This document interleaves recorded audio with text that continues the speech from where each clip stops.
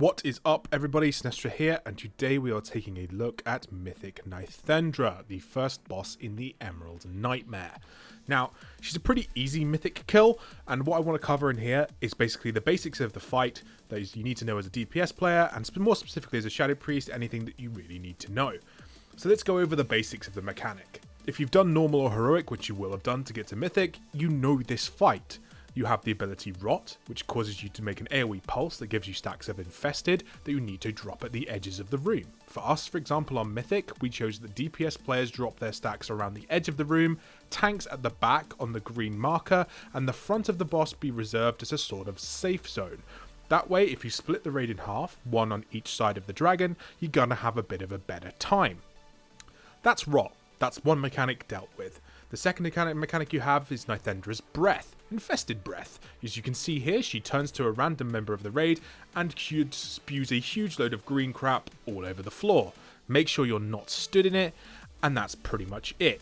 The last thing that you need to worry about on Mythic is the new ability Infested Mind. Now, Infested Mind, once you get to 10 stacks or more of the Infested debuff, will mind control you and cause you to cast a massive AoE pulse and spread more infested damage. So to deal with this, you need to make sure that once you're at 10 stacks, you go and stack on top of your tanks, get stunned and AoE'd by the rest of your raid, and then move back out to cover the rest of the DPS for the fight.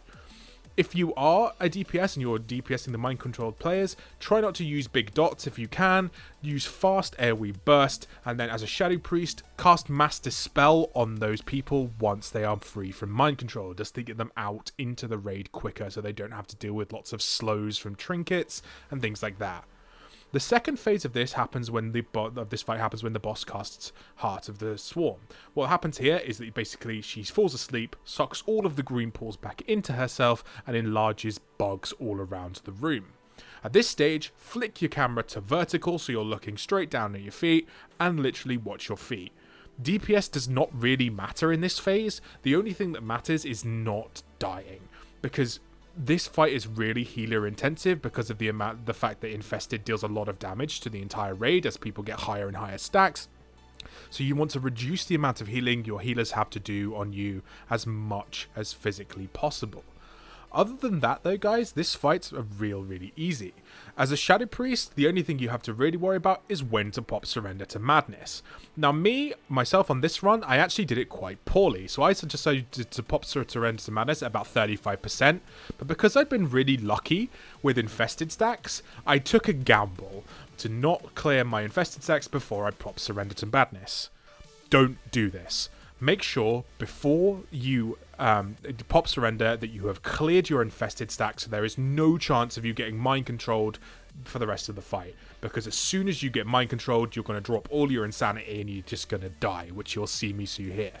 So if you need to, pop Dispersion, run over the green pools to stack up some more Infested stacks, and then you're pretty much good to go.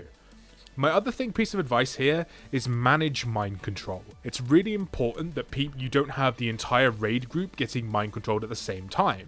So if you've got 5 or 6 stacks of Infested, jump into the pools, take some stacks, use defensive cooldowns so you don't take too much damage, and get yourself mind controlled on the next run. This way, you're going to make sure that your healers have an easier time and that you're not having to burst AoE through 18 people at a time.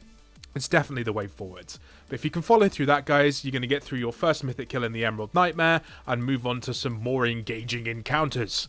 But thank you very much for watching this guide, guys. I hope you find it super useful and look forward to more in the future because we're going to be doing mythic guides for all of the Emerald Nightmare.